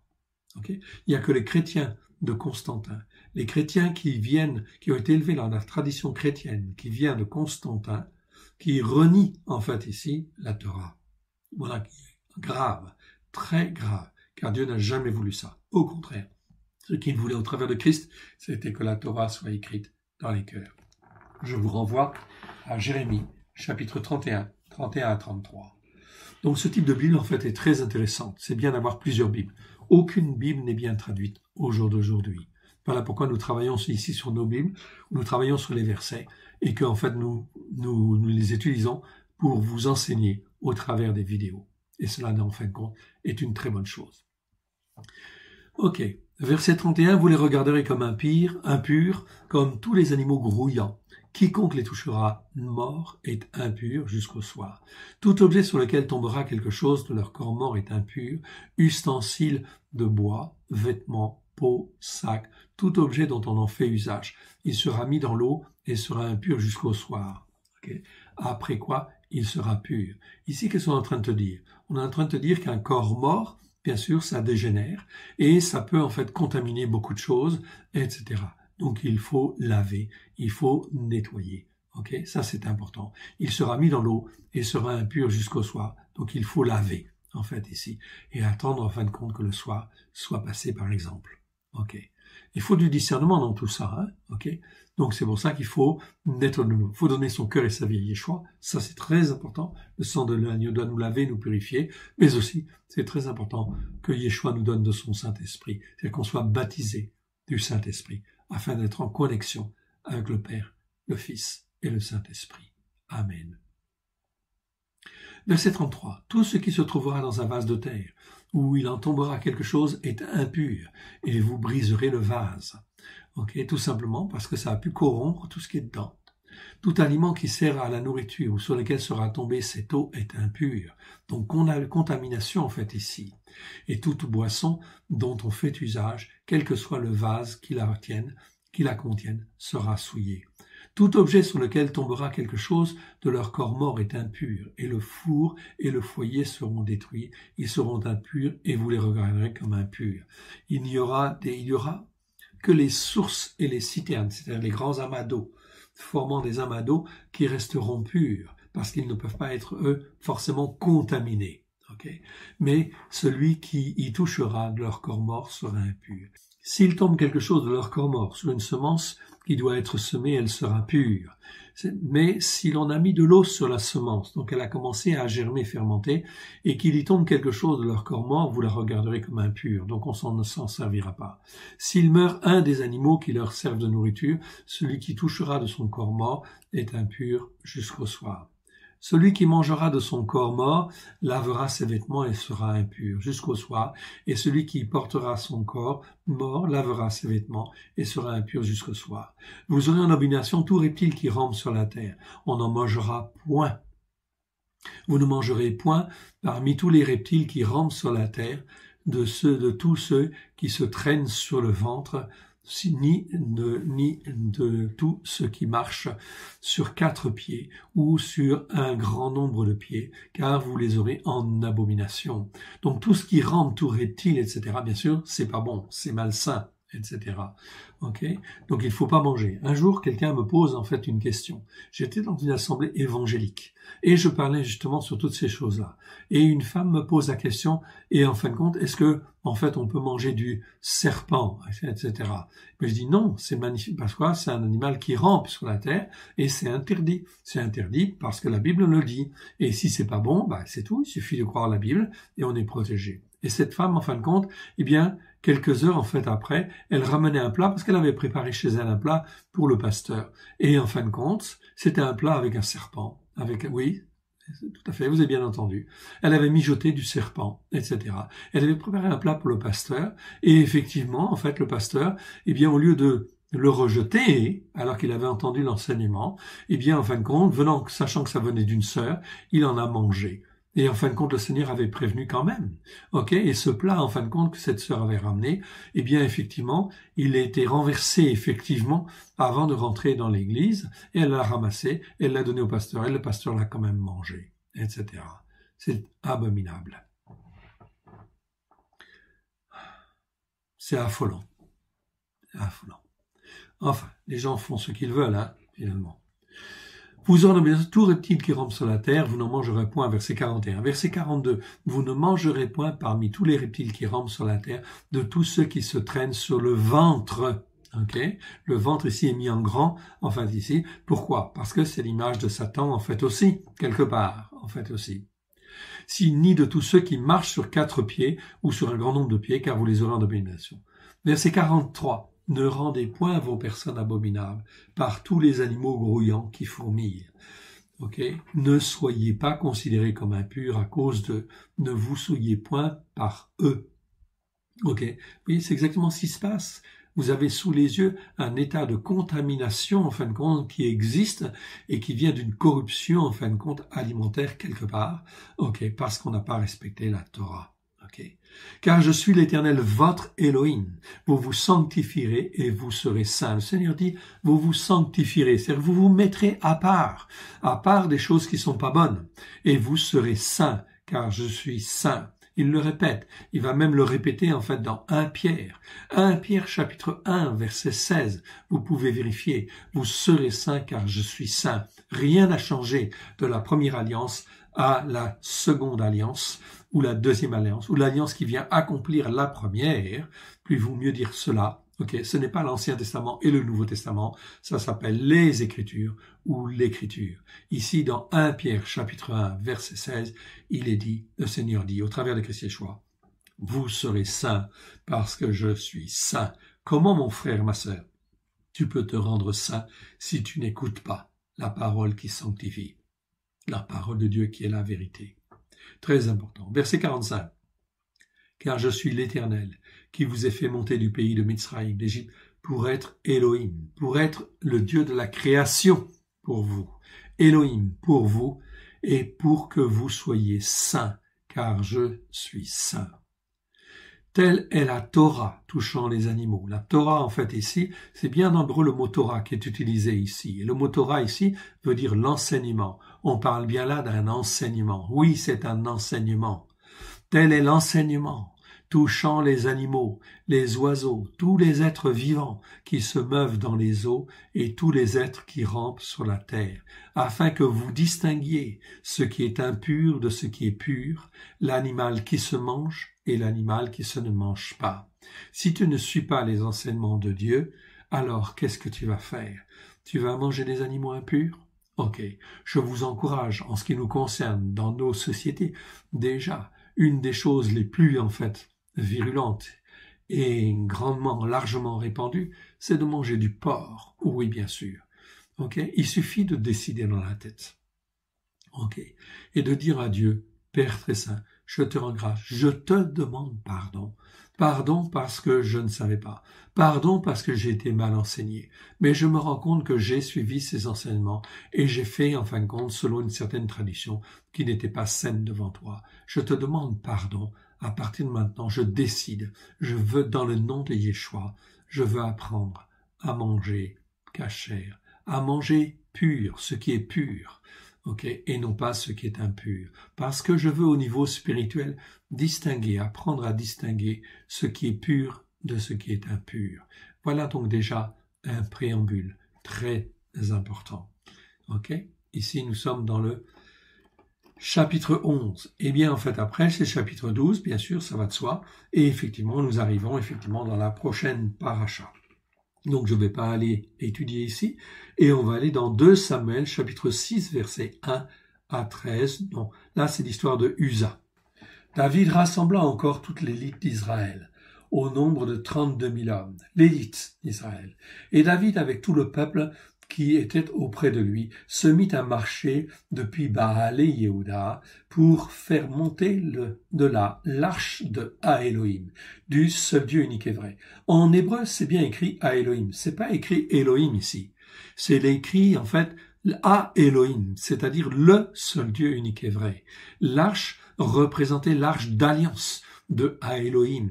L'arche qui était le témoignage de l'alliance de Dieu avec son peuple. C'était très important. Cela veut dire que la présence de Dieu était là. Okay? La sainteté des saintetés, celle qui est dans le ciel, okay? Eh bien, ou dans les cieux, était là sur la terre au travers de l'arche de l'alliance. C'était quelque chose d'extraordinaire.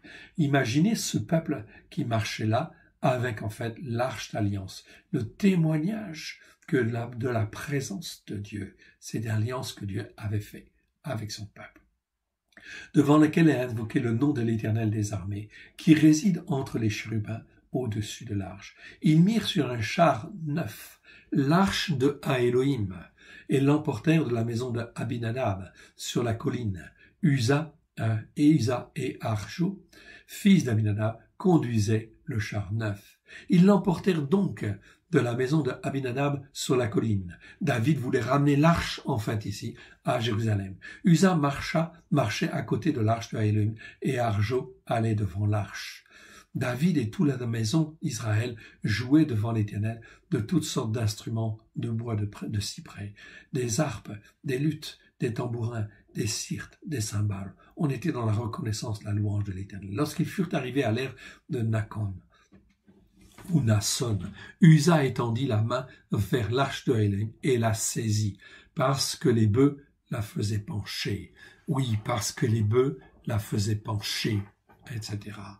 Ici, Uza touche l'arche. Sainteté des saintetés. Il ne pouvait pas toucher, il n'avait pas le droit de toucher, bien sûr. Okay. Et parce qu'il touche, eh bien, en fin de compte, la colère de l'Éternel s'enflamma contre Uza, verset 7. Et Elohim le frappa sur place à cause de sa faute. Uza mourut là, près de l'arche de Elohim. La sainteté de l'Éternel est quelque chose d'extraordinaire. La présence de l'Éternel est quelque chose d'extraordinaire. Mais il faut le faire selon les règles. Voilà pourquoi c'est très important d'apprendre à discerner ce qui est pur et ce qui est impur. Okay. Ici, Uza est mort, il a touché. Okay. Mais ici, vous avez lu qu'il y avait des bœufs. Voilà. Les bœufs la faisaient pencher. Jamais l'arche de l'Éternel ne devait être portée sur un chariot et traînée par des bœufs. Jamais. C'est une faute que David a faite. Oui, là. Et c'est aussi à cause de David. David ne comprenait pas pourquoi. Et pourquoi, en fin de compte, ici, Uza a été frappé. Mais Uza a été frappé, en fait, ici, à cause des bêtises, à cause des erreurs. On ne fait pas n'importe quoi avec le Dieu Tout-Puissant. Avec le Dieu Tout-Puissant. On passe par Christ, oui, bien sûr. Ok, mais on apprend à se sanctifier. Parce que Dieu a dit, vous serez purs, car je suis pur. Amen. Vous serez saints, parce que je suis saint. Ok, et il veut nous rendre de plus en plus purs, de plus en plus saints. Très important. David fut irrité de ce que l'Éternel avait frappé Uza, verset 8, d'un tel châtiment, et ce lieu a été appelé jusqu'à ce jour Peretz Uza. David eut peur de l'Éternel en ce jour-là. Oui, bien sûr. Et il dit, comment l'arche de l'Éternel entrerait-elle chez moi? Et il ne voulut pas retirer l'arche de l'Éternel chez lui, dans la cité de David. Il la fit conduire dans la maison d'Oved, Édom de Gath. L'arche de l'Éternel resta 3 mois dans la maison d'Oved, Édom de Gath. Et l'Éternel bénit Oved, Édom, et toute sa maison. Et toute sa maison. Alléluia. Gloire à l'Éternel. Très important. Ensuite, dans 2 Samuel, chapitre 7, versets 1 à 16. Lisons ce passage. Lorsque le roi habita dans sa maison et que l'Éternel lui eut donné du repos, après l'avoir délivré de tous les ennemis qui l'entouraient, il dit à Nathan le prophète, « Vois donc, j'habite dans une maison de cèdre et l'arche de Elohim habite au milieu d'une tente. » Nathan répondit au roi, « Va, fais tout ce que tu as dans le cœur, car l'Éternel est avec toi. » Nathan, c'est le prophète, oui, bien sûr. Et en fait, Nathan lui répond, donc lui donne apparemment son accord, etc., l'accord de Dieu. La nuit suivante, la parole de l'Éternel fut adressée à Nathan. Va dire à mon serviteur David, ainsi parle l'Éternel. Est-ce toi qui me bâtirais une maison pour que j'en fasse une demeure? Mais je n'ai point habité dans une maison depuis le jour où j'ai fait monter les fils d'Israël hors de Mitzraïm, hors de l'Égypte, jusqu'à ce jour. J'ai voyagé sous une tente, dans un tabernacle, Mishkan. Ok, Mishkan, ça veut dire tabernacle. Donc ici, chaque fois qu'on a ce mot-là, on le remet en fait ici comme il convient. Ok, c'est pas sanctuaire, c'est le tabernacle lui-même. Partout où j'ai marché avec les fils d'Israël, ai-je dit un mot à quelqu'une des tribus d'Israël, à qui j'avais ordonné de paître mon peuple d'Israël. Ai-je dit, pourquoi ne me bâtissez-vous pas une maison de cèdre? Maintenant tu diras à mon serviteur David, ainsi parle l'Éternel des armées, je t'ai pris au pâturage derrière les brebis pour que tu fusses chef sur mon peuple, sur Israël. J'ai été avec toi partout où tu as marché. J'ai exterminé tous tes ennemis devant toi et j'ai rendu ton nom grand comme le nom des grands qui sont sur la terre. J'ai donné une demeure à mon peuple, à Israël. Je l'ai planté pour qu'il soit fixé et ne soit plus agité, pour que les méchants ne l'oppriment plus comme auparavant. Et comme à l'époque où j'avais établi des juges sur mon peuple d'Israël, je t'ai accordé du repos en te délivrant de tous tes ennemis. Et l'Éternel t'annonce qu'il te créera une maison. Quand tes jours seront accomplis, que tu seras couché avec tes pères, j'élèverai ta postérité après toi. Celui qui sera sorti de tes entrailles, j'affirmerai son règne. Ok, donc là, l'Éternel parle bien sûr de Salomon d'une part, mais parle de Yeshua lui-même. Une dimension spirituelle ici, très importante. Ce sera lui qui bâtira une maison en mon nom. Bien sûr, Salomon a bâti une maison, et j'affirmerai pour toujours le trône de son royaume. Mais là, il y a une dimension spirituelle. C'est la maison que Christ va bâtir. C'est la maison spirituelle. Et la maison spirituelle, elle passe par nous. Nous sommes le temple du Saint-Esprit. Dieu veut nous choisir et veut écrire sa Torah. Jérémie 31, 31 à 34, vous pouvez vérifier, 33 précisément, vous pouvez le 34 aussi. Eh bien, en fait, quand Dieu veut mettre sa Torah, au-dedans de nous, dans nos cœurs, afin de nous sanctifier, de nous purifier. On nous a raconté n'importe quoi dans la tradition chrétienne. Alors maintenant, écoutez bien, c'est bien ça qu'il faut faire. Je lui bâtirai une maison à mon nom, et j'affirmerai pour toujours le trône de son royaume. Je serai pour lui un père et il sera pour moi un fils. S'il fait le mal, je le châtierai avec la verge des hommes et avec des coups des enfants des descendants d'Adam. Mais ma grâce ne se retirera point de lui, comme je l'ai retiré de Shaoul. Ok, Saül plutôt, que j'ai rejeté devant toi. Ta maison et ton règne seront pour toujours assurés. Ton trône sera pour toujours affermi. Voilà pourquoi Yeshua est l'héritier de David. Oui, bien sûr. Amen. On continue dans Ésaïe. Donc on a du mal à comprendre tous ces sacrifices. Okay. Mais ces sacrifices, une partie d'entre eux vont reprendre. Dans Ézéchiel 44, on ne va pas tout lire. Mais dans Ézéchiel 44, on nous montre bien. Regardez bien. Ézéchiel 44, versets 1 à 14, on nous parle du prince. Qui est ce prince? Ézéchiel, chapitre 14. Yeshua revient. Il me ramena vers la voie de la porte extérieure du sanctuaire, du côté de l'Orient, mais elle était fermée. Et l'Éternel me dit, certes, cette porte sera fermée, elle ne s'ouvrira point et personne n'y percera, car l'Éternel, l'Élohim d'Israël, est entré par là. Elle restera fermée. Pour ce qui concerne le prince, qui est ce prince? Ce prince-là, c'est Yeshua lui-même. Le prince pourra s'y asseoir pour manger le pain devant l'Éternel. Il entrera par la voie du vestibule de la porte, et il sortira par la même voie. Il me conduisit vers la voie de la porte du septentrion, devant la maison. Je regardai, et voici la gloire de l'Éternel remplissait la maison de l'Éternel, et je tombai sur ma face. L'Éternel me dit, fils d'Adam, prends à cœur et regarde de tes yeux, écoute de tes oreilles tout ce que je te dirai au sujet de toutes les règles et de la maison de l'Éternel et de tous les enseignements. Ici, nous avons le mot Torah. Et le mot Torah est au pluriel ici, Toratai. Okay? Donc, on doit le traduire par enseignement. Considère avec ton cœur l'entrée de la maison et tous les issues du sanctuaire. Tu diras aux rebelles de la maison d'Israël, ainsi parle l'Éternel, assez de toutes vos abominations, maison d'Israël. Vous avez introduit dans mon sanctuaire des étrangers idolâtres, Nérar. Là, ce sont des étrangers idolâtres. C'est pas le même étranger que tout à l'heure. Dans nos Bibles en traduction française, ces mots-là, en fin de compte, guerre, Nérar, Zour, sont toujours traduits simplement par le mot étranger. On ne fait pas de distinction. Voilà pourquoi, en fin de compte, comment le croyant peut-il grandir comme il convient? Ici, les étrangers idolâtres, incirconcis de cœur et incirconcis de chair, pour profaner ma maison.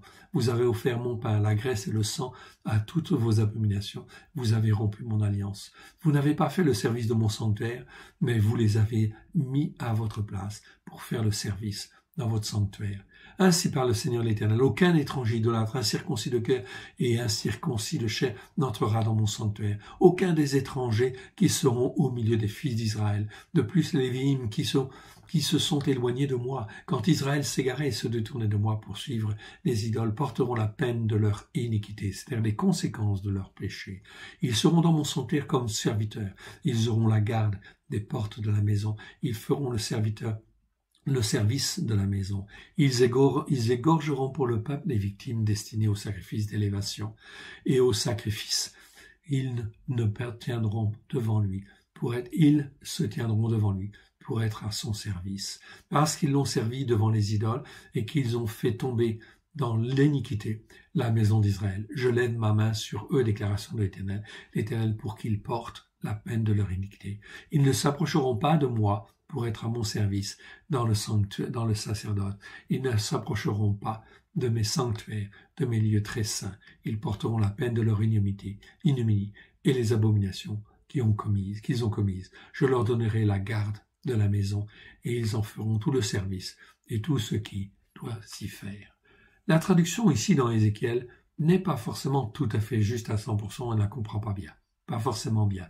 Une chose est sûre, le prince, c'est Yeshua. Il revient et il expliquera, en fait, le bien fondé de toutes ces lois, bien évidemment. La dimension, toute la largeur, la longueur, la hauteur, la profondeur. De toutes ces lois, de toutes ces règles qui permettaient, en fait, de garder la sainteté de Dieu. Nous n'en sommes pas là, mais cela viendra. Cela veut dire, en fin de compte, ici, que cette Torah, elle est merveilleuse. Ce que nous pouvons saisir, en fait, aujourd'hui, c'est une très bonne chose. Alors, saisissons-les.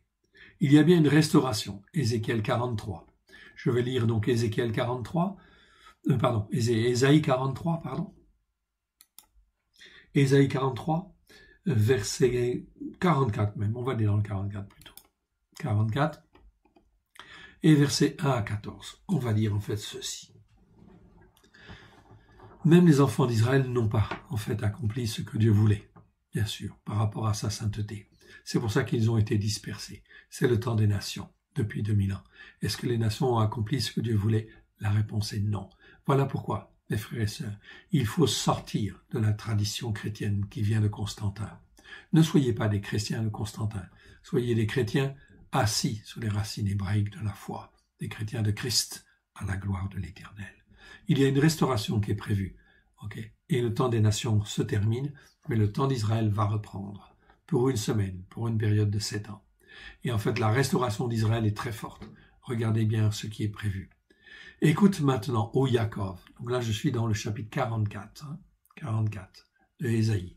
Écoute maintenant, ô Yaakov, mon serviteur, ô Israël, que j'ai choisi. Ainsi parle l'Éternel qui t'a fait, qui t'a formé dès ta naissance, celui qui est ton soutien. Ne crains rien, mon serviteur Yaakov, mon Israël que j'ai choisi, car je répandrai des eaux sur le sol altéré et des ruisseaux sur la terre desséchée. Je répandrai mon esprit sur ta race et ma bénédiction sur tes rejetons. Ils pousseront comme au milieu de l'herbe, comme des saules près des courants d'eau. Celui-là dira, je suis à l'Éternel. Celui-là se réclamera du nom de Jacob. Cet autre écrira de sa main, à l'Éternel, et prononcera avec amour le nom d'Israël. Ainsi parle l'Éternel, roi d'Israël, et son Rédempteur, l'Éternel des armées. Je suis le premier, je suis le dernier, et hors moi, il n'y a point d'Élohim. Qui a comme moi fait des prédictions, qu'il les déclare et me les prouve, depuis que j'ai fondé le peuple ancien, qu'ils annoncent l'avenir et ce qui doit arriver. N'ayez pas peur et ne tremblez pas. Je ne te l'ai-je pas dès longtemps annoncé et déclaré? Vous êtes mes témoins. Y a-t-il un autre Dieu que moi, un autre Eloah que moi? Il n'y a pas d'autre rocher. Je n'en connais point. C'est très important, vous êtes mes témoins. L'Éternel dit, vous êtes mes témoins. Voilà pourquoi nous sommes ses témoins. Nous avons été rachetés par le sang de l'agneau pour être ses témoins, juifs et non juifs, etc., mais pour être ses témoins. La même bénédiction est là. Ceux qui fabriquent des images taillées ne sont tous que vanité, et leurs plus belles œuvres ne servent qu'à rien. Elles le témoignent elles-mêmes. Elles n'ont ni la vue, ni l'intelligence, afin qu'ils soient dans la confusion. Verset 10. Qui est-ce qui fabrique un Dieu et fait une image taillée pour n'en retirer aucune utilité? Voici tous ceux qui y travaillent seront confondus. Et les ouvriers ne sont que des descendants d'Adam. Qu'ils ne réussissent, qu'ils se réunissent tous, qu'ils se présentent et tous ensemble, ils seront tremblants et couverts de honte. Le forgeron fait une hache, il travaille avec le charbon, la façonne à coups de marteau, la forge d'un bras vigoureux, mais a-t-il faim? Le voilà sans force. Ne boit-il pas d'eau? Le voilà épuisé. Le charpentier étend le cordeau, fait un tracé au crayon, façonne le bois avec un couteau, marque ses dimensions avec le compas, puis il produit une figure d'homme, une belle forme, un descendant d'Adam, pour qu'elle habite dans une maison.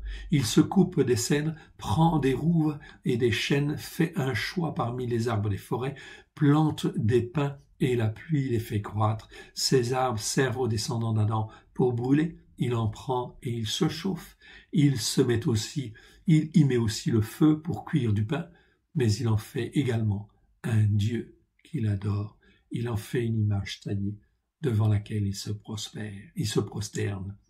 Voilà donc des choses qui sont abominables, qui ne servent à rien. L'homme ne sait pas ce qu'il fait n'importe quoi. Voilà pourquoi il a besoin de la Torah, de la parole de Dieu, au travers de Christ. Et Dieu rachète juifs et non juifs. Et je voudrais terminer en fait ici cette paracha en lisant la Brit Hadasha. Brit Hadasha, ici, nous sommes en fin de compte ici, on le voit bien, dans la 26e paracha, Shemini. Car il passait le long du chemin. Et que fait Yeshua? Il est ressuscité. Depuis le lendemain du dernier Shabbat, il est ressuscité. Et que fait-il? Il commence. Il met en place tout le système, en fait, ici, pour faire un peuple se choisir, évangéliser, répandre la bonne nouvelle de la victoire, en fin de compte, de la résurrection sur la mort. De la vie sur la mort. Comme il passait le long de la mer de Galilée, verset 16. Marc, nous sommes là dans Marc, chapitre 1, verset 16 à 20. Comme il passait le long de la mer de Galilée, il vit Shiméon et Andéraï, frères de Shiméon, qui jetaient des filets dans la mer, car ils étaient pêcheurs. Yeshua leur dit, suivez-moi, et je vous ferai pêcheurs d'hommes. Aussitôt, ils laissèrent leurs filets et le suivirent. Étant allé un peu plus loin, il vit Yaakov, fils de Zavdaï, et Yohanan, son frère, qui eux aussi étaient dans une barque et réparaient les filets. Aussitôt, il les appela, et laissant leur père Zavdaï dans la barque avec les ouvriers, ils le suivirent. Yeshua choisit ses disciples pour se faire un peuple pour Dieu. Voilà, nous sommes dans les temps de préparation. 7 Shabbats pour préparer les hommes et les femmes sur la Torah, les prophètes et les psaumes à la lumière de Yeshua, afin que cette Pentecôte qui vient dans 7 prochains Shabbats, soit effectivement une Pentecôte glorieuse. Je passe en fait ici, je vais au verset 21. Ils se rendirent à Keparnaoum. Puis, aussitôt que le Shabbat arriva, Yeshua enseigna dans la synagogue.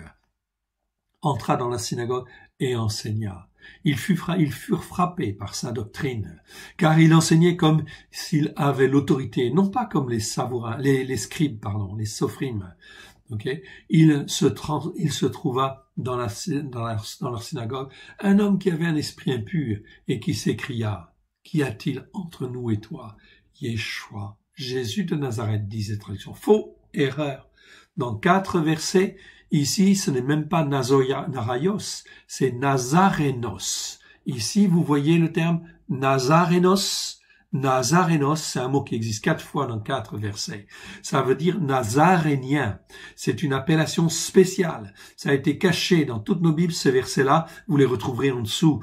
Marc 1, 24, Marc 14, 67, Marc 16, 16 et Luc 4, 34, c'est marqué Nazarénien. Nazarénos en grec, ça veut dire quoi? Ça veut dire le Saint de Dieu. C'est un qualificatif qui est spécifique à Yeshua. Spécifique à Yeshua. Les disciples ne sont pas des Nazaréniens. Les disciples sont des Nazoréens. Yeshua est un Nazoréen. Les disciples sont des Nazoréens, des consacrés consacrants. Mais ici, on parle de Nazarénien, c'est-à-dire quelqu'un qui est le Saint de l'Élohim, le Saint de Dieu. Ici, il est ressuscité. Il est celui qui est à part. Il est celui qui choisit ses disciples, qui sonde les cœurs. Le Père sonde les cœurs, sonde les reins, et c'est lui qui forme, c'est lui qui façonne, c'est lui qui a payé le prix, qui a franchi, qui délivre, qui sauve et qui fait de nous un peuple pour Dieu, un peuple saint pour Dieu. Voilà le Nazarénien. Cette appellation, donc, n'appartient qu'à Yeshua dans ces 4 versets. Même les démons la connaissent. Les seuls qui ne la connaissent pas, ce sont les chrétiens de Constantin. Les chrétiens élevés dans la tradition, en fin de compte, de Constantin, ne savent même pas ici que c'est le mot Nazarénos, parce qu'on leur a caché. Les traductions ont caché, en fait, cette vérité. Nous sommes là avec le Saint de Dieu, le Saint de Elohim, qui, en fin de compte, nous prépare à la Pentecôte. Venez, mes frères et sœurs, abandonnez, en fait, ici, toute la tradition, etc., chrétienne, erronée, et venez, en fin de compte, ici, sur les racines hébraïques de la foi, à la lumière de Yeshua, et suivez le Saint de Elohim. Même les démons connaissent cette appellation. Les chrétiens de Constantin ne connaissent pas. C'est quand même affolant, quelque part. Venez, mes frères et sœurs. Yeshua le menaçant en disant « Tais-toi, sors de cet homme !» Et l'esprit impur sortit de cet homme, l'agitant avec violence et poussant avec grand cri. Yeshua a reçu tout pouvoir dans les ciels et sur la terre pour se faire un peuple pour Elohim. De 2 choses une, ou on veut les suivre ou pas les suivre. Tout ça, il faut commencer à apprendre ce qui est pur et ce qui est impur. Tous furent saisis de stupéfaction de sorte qu'ils se demandaient les uns les autres. Qu'est-ce que ceci? Cette nouvelle doctrine. Ici, c'est didaké. C'est pas enseignement, c'est bien doctrine, didaké. Il commande avec autorité, même aux esprits impurs, et lui obéissent. Les esprits impurs sont assujettis à Yeshua. Regardez verset 29. En sortant de la synagogue, ils se rendirent avec Yaakov et Yohanan à la maison de Shiméon et de Andéraï.